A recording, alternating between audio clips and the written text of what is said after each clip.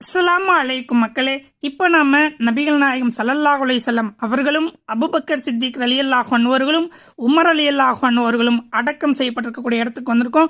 நபிகள் நாயகம் ஸல்லல்லாஹு அலைஹி வஸல்லம் அவர்கள் மரணிப்பதற்கு ஒரு சில நிமிடங்களுக்கு முன்பு இறுதியாக திருமறை குர்ஆனின் வசனத்தை ஓதுகிறார்கள்.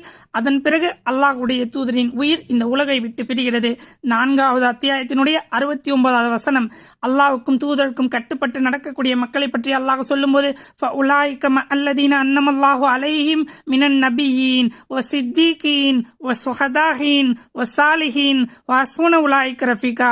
யா அல்லாஹ், என்னை நபிமார்களோடு, என்னை உண்மையாளர்களோடு, என்னை உயிர் தியாகிகளோடு, என்னை நல்லவர்களோடு கொண்டு சேர்த்து விடு. வஹ்சுன உலாயிக ரஃபீகா, அவர்களே மிகச்சிறந்த நண்பர்கள்.